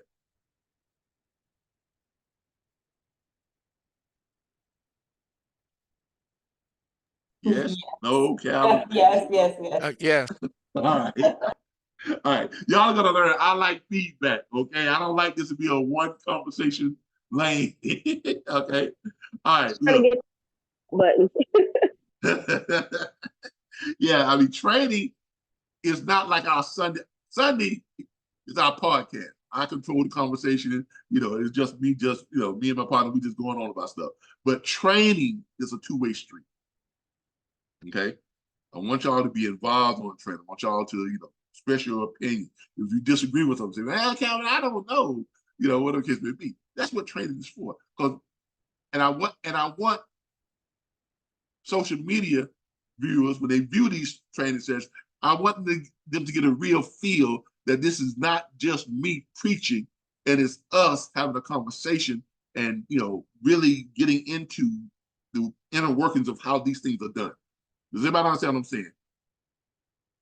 This is not, that's why none of this, I mean, look, you all know none of this is scripted, right?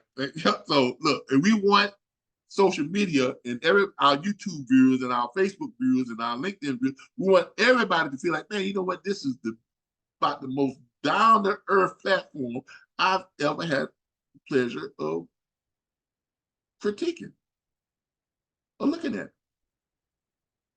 Right? Because how many platforms do you all know that have mentorship sessions for an hour to 2 hours and not charge anything up front? Do y'all know any other platforms out there that have them type of mentorship session? No, not at all. Not at all. Okay. Come on, really? Do y'all even know any platform that have these type of training sessions? There's a few that I can think of. Sequoia is one, and some others. But for the most part, you paying big money for a lot of these real estate platforms, and you never even get to speak to the person that actually set the platform up. You may get to go to what they call their seminar or webinar where they're doing all the talking and you don't really get to chime in on it, right? Or and a lot of that stuff is just a pre-recorded type thing. Am I not wrong? No, you're right, Calvin. Okay, so yeah. So I really want to kind of have you all feedback, your input, and all types of stuff. Okay. All right. Any question? Yeah, just one for me. If I don't know if you ever got a hold of the young lady you said that did the spreadsheet. Now that you have Jen. the Yeah. network area that you could upload files, are you able to upload it in that file section? I'm gonna try to upload it tonight. The last time I tried to upload it, let me see if I can find that. Or even let's see what it looks like so it can mock it or something. Well, because but it doesn't really come over looking real great. Hold on. It's basically just a format. Hold on here. Because she couldn't send the actual, she can send the format of it. Hold on. Trying to see which email address she sent that to. Probably my old Holler Board email address here. Nope, not that one. Is she in the members area that she tried to upload it there? Yeah, it doesn't come through Wix. It didn't work? Okay. It doesn't come through Wix real good. She emailed it to me though. Let me go to my Holler Board email. She used to be, she was my VP of operations with the brokerage firm that we used to run. And now she's part of a brokerage firm? Yeah, we used to manage freight brokerage firms. She did.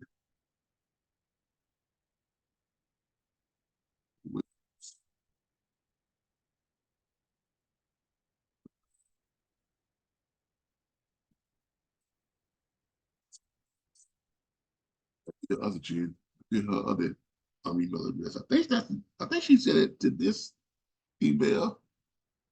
I could have sworn she sent it to this email. Well, if you happen to find it, try to upload it on there, or even an image in the media area, so yeah, she may have sent it to my Facebook. Know what it looks like, and yeah, she may have sent it to my Facebook Messenger. Let me check that because I know she did. I ain't trying to get into Meta. Oh yeah, I gotta get out of what you call it. Get out of this. It's my regular one. She may have sent it to my Facebook Messenger. Open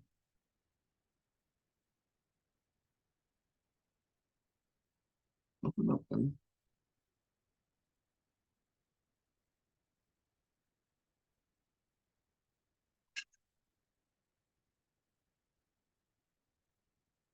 Computer's running slow tonight. Come on, come on, come on, come on. Really? Oh, as soon as I click on it, it didn't want to pop up and show. All right, now let me do it. Give me a second here, y'all. JEWG. Oh, come on. Really? Y'all give me a second. It's probably gonna give me like a thing I gotta put in a code. Facebook is getting kind of crazy nowadays. All right, Jen. All right. Let's see.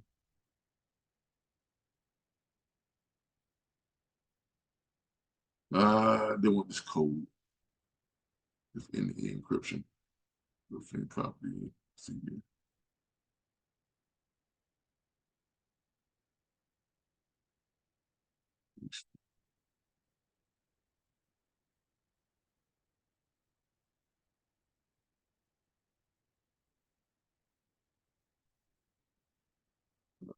Old stuff.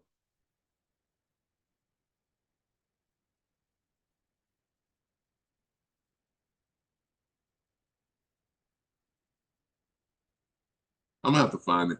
I'm not sure what she sent it to, but I know she sent it to me. And I tried to download it, and it wouldn't. It didn't transfer over quite the way I wanted it to. Studio restraint, home, some of their homes. I'm gonna have to find it. I'm gonna have to find it. That's fine, no problem. But I'll find it and I'll try to because I can send you the format, but it's not gonna send you the actual file. It's basically gonna send you the format of how she got it formatted. And then I just have to look through my emails and see if I know she sent it either by email, and I have about 50 different emails, y'all. So she sent it one of my email addresses, and I just have to look through it and find it, or I just call her and have her to resend it to me again. All right, and then we get that format in there. But it's a really, really nice format because she had it set up to where she has it all laid out, you know, and everything. I'm trying to think. Let me see. Did I download it? Let me do this. Let me check my documents file and see if it's in any of my documents file. I know I think I downloaded it. Oh,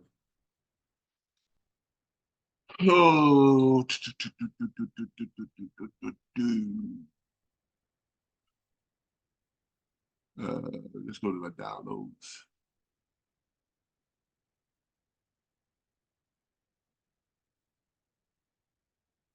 Sign this screenshot. Trying to see if I did down. I think I tried to download it.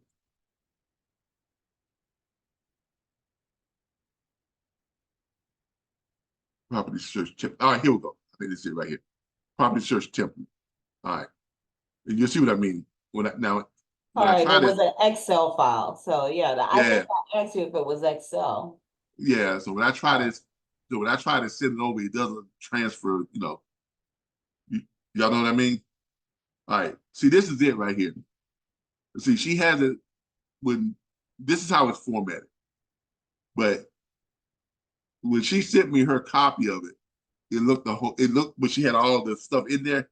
That wouldn't let me it wouldn't let me download that. But still, she reset this, and this is how she formatted, right?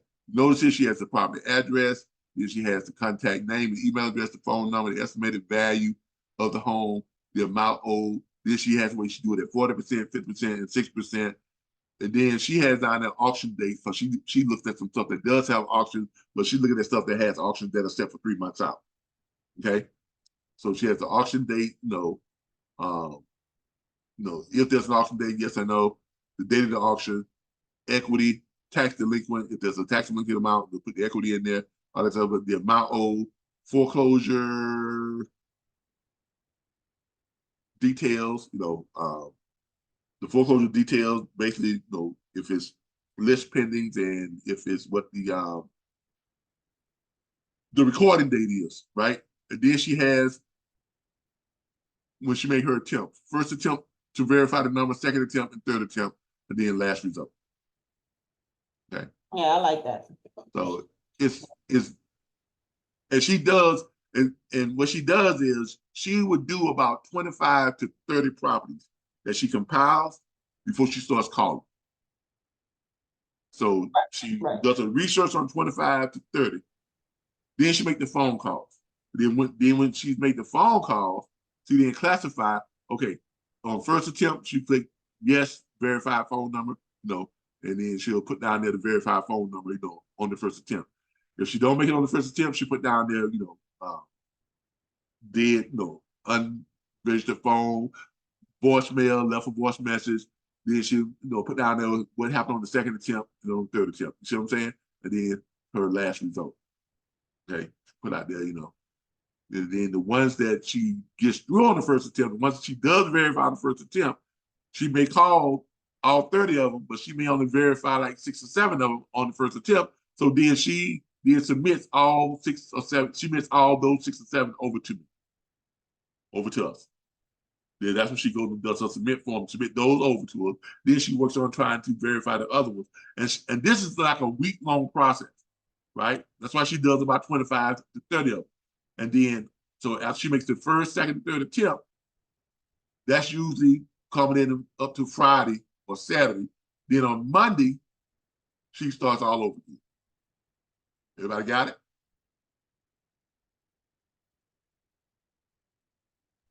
That's a good system. All right. Understood, yeah. Thank you. So, but I will try to load this up again, but this is it. I'll try to load up again. If not, just forward it to my email. I'm gonna try to make one. Let me try it while I got y'all here with what you call it. Let me see if I can. Let's try it. Network Lounge. I'm going to create a photo bit. See, it doesn't have a file. That's probably why I couldn't do it. Photo. There is a file. Go to groups. Go in the group. Okay, I'm going to this group. Oh yeah, go into this group. Okay, there it is, file. All right, let me see if I can load up a file. Okay, I see what it says file, but can I actually, says create a post there, do that right there. All right, maybe I was doing it wrong. Okay, let me add a file. Let's see if I can find this file.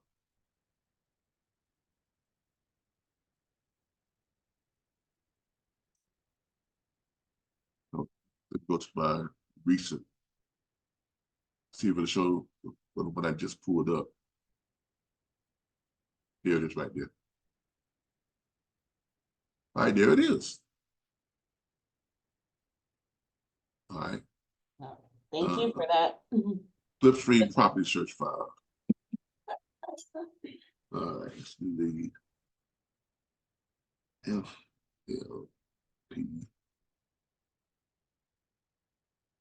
Flipstream property search file.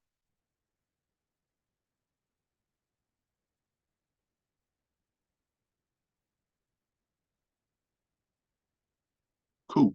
All right. It's been sent, so you all should be able to access it. We get into this back area here. All right, so there it is. Flipstream property search file. But she has a pretty good system. I mean, I really like that system. Now, I'm gonna tell you what I did. I did a Google form file for myself. Okay. I basically just created a Google. You can probably do the same thing that she did, but create it in a Google form file. You see what I'm saying? Yeah, Google's workspace is similar to Microsoft, so Google Forms will be something good to do it onto. Yeah, it's a Google. Create one on Google. Yeah, it's a Google form. GGL.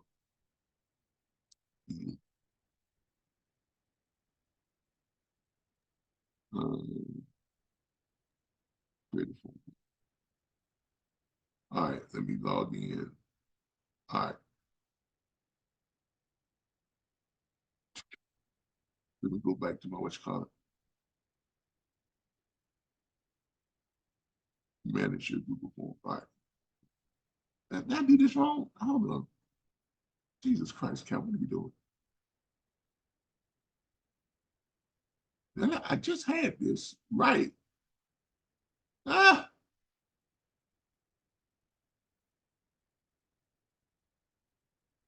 Okay, I'm under the right login.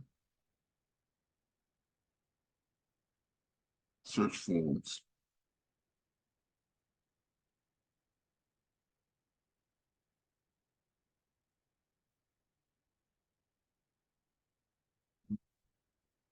I don't want to create a form. I want to find the form I already got up.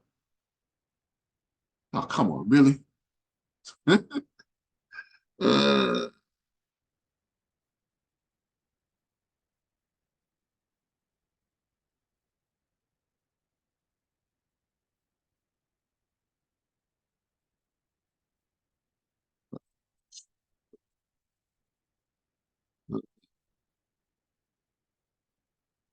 I know I have. Come on. Why can't I just go to click on the Google form and all right, google.com form signing. Okay, here we go. Sign. All right, thank you. All right.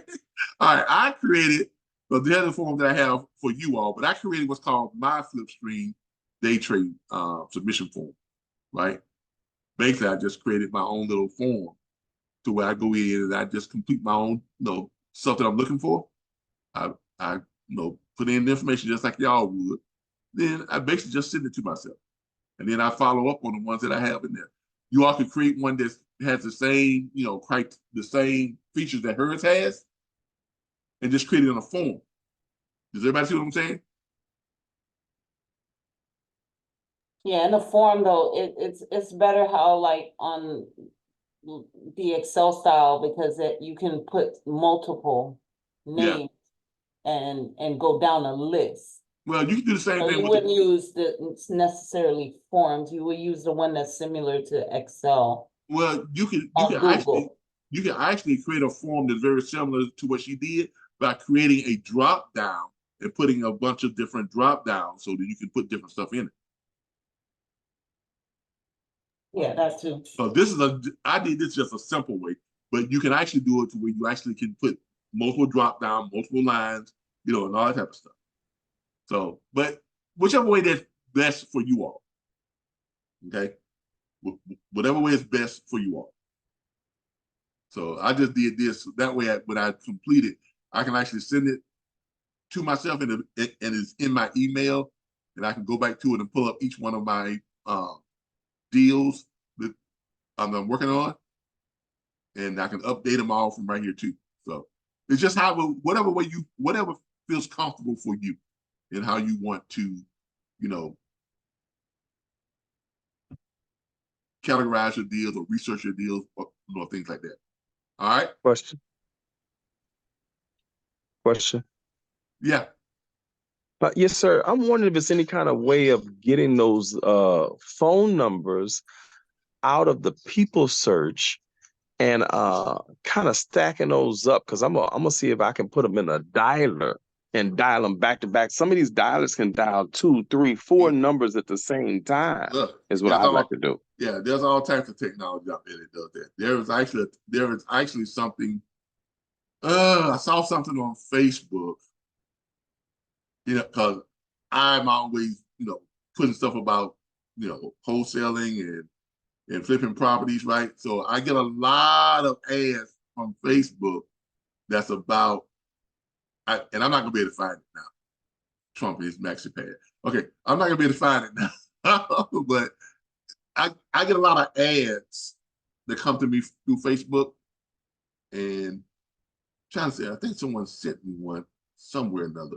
But I get a lot of ads that come through Facebook, and one of them was on this automated dialer. Hold on, let me see. Did Eugene send me that? I'm trying to think it was him that sent me something. No, I'm not gonna be able to find it now because I just happened to see it on Facebook. It was an ad, how they pop up on your your timeline, and it was one for an AI dialer. Let me put this in. AI dialer.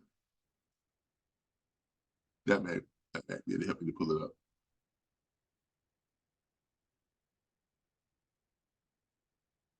Really? No, I'm looking for like an ad. Give me a second. Posts. Oh, I can't really put ad. Let me pull up posts on AI dollars. Yeah, best AI dollar on the market. I think this was it. So, I mean, if you go to Facebook and you just go to your search and put in AI dialer, and they're gonna bring up a whole bunch of them for you. Copy that. I'll check it out. A whole bunch of different, ads and stuff on automated dialers, and you just make sure you go through them, because now look, I'm telling y'all, there's a lot of scams on Facebook. Okay, so do your research before you go out and start sending money, spending money based on these ads. Okay, make sure you do your research, do your due diligence. All right. So Yes, there's sir. a lot of stuff that people put on Facebook, and it looks good. They put some real money behind the production of it, but it's not an actual real product. Y'all know what I mean? So just be careful with that. That's all I'm saying. Just kind of be careful with it. Okay? Do your due diligence. All right. Thinking that's gonna be about it for I'm sorry. I removed someone that I shouldn't have. I wasn't trying to do that. I do apologize. I hope they forgive me. I really hope they forgive me. I did not mean to do that. All right. Look, everybody, I really appreciate, all you all, showing up for training tonight. It means a lot that you all do think enough of this to show up for the training session. I hope you all get something out of each and every training session. We try to make sure that we, go with things that's going to help you all to be more efficient and to be more profitable. Okay, that is our goal for training. Our goal for the training session is to help you all to be more efficient and to be more profitable in researching your properties, and go ahead and getting these properties in and getting them verified. You all can get them over to us so we can go ahead and get them to close. All right. All right. I appreciate each and every last one of you all. I thank you all so very much. For those of you out there who are watching us in social media land, look, Flipstream is only 66 cents a day. Okay, $19.99 per month. Let me share this real quick. It's only 66 cents a day, $19.99 per month. Yeah, there we go. $19.99 per month for the first 1,000 subscribers. Now, once we hit 1,000 subscribers, it's going to go up to $79 per month. No ifs, ands, buts, or exceptions. Okay. We do have 100 lifetime memberships available. Okay, we have not sold any lifetime memberships yet, but we have 100 lifetime memberships available, $2,500 for a lifetime membership. Okay. That's Flipstream. You get access to all the tools, resources, training, support, mentorship, pretty much everything you need, to locate, find, flip these properties out, and make some serious money. And Flipstream is evolving. Like I said, we have a phase 2 that we're going to be launching as soon as we get, some significant capital in-house. And that's just really going to change the game. Okay. But please, if anybody out there who's been interested in doing real estate and learn how to flip real estate, learn how to make money in real estate without using any of your own money, any of your own credit, this is really the platform where we take the time to walk you through it and really show you how to do this stuff. We don't just throw this stuff out there and say, hey, now go use it and learn it on your own. No. We have mentorship session where you can schedule your live mentorship, and we'll spend it. If I don't have anybody else booked behind you, guess what? Has anybody on here ever had a mentorship that didn't last longer than an hour? Anybody? So you all know what I'm saying. Y'all can co-sign that when we do our mentorship session, If I don't have anybody booked behind you, do we not let that thing run for about an hour, sometimes an hour and a half? Right? True. Okay. Look, not too many platforms out there that's going to do that. Okay. And if you need to book something longer than 30 minutes, just book 3 mentorships back to back. Okay. You can book up to an hour and a half. No, chances are if you don't have anybody that's behind you, probably go about an hour. All right. So that's Flipstream. You get access to all the tools, all the resources, all the training, all the support, live mentorship, everything you need to locate, identify, structure these deals, contact the owners, contract them, set up your closing, find the end buyers. All that is done through Flipstream, done through our platform. And you get it for 66 cents per day, $19.99 per month. All right. Thank you, everybody. I appreciate y'all for coming to training. This training video will be up by tomorrow. Last week's training video will be on the Flipstream training page. The one from the week before that will move off that training page, but you can always find all of our training videos on our YouTube channel and on our Facebook page, okay, which is Flip-Stream Live on YouTube and Flip-Stream on Facebook. Flip-Stream Live on Facebook also too. Okay? All right. Y'all have a good night. Thanks. Bye, everybody. See y'all on Sunday for the podcast and next Wednesday for training. All right. Bye, everybody.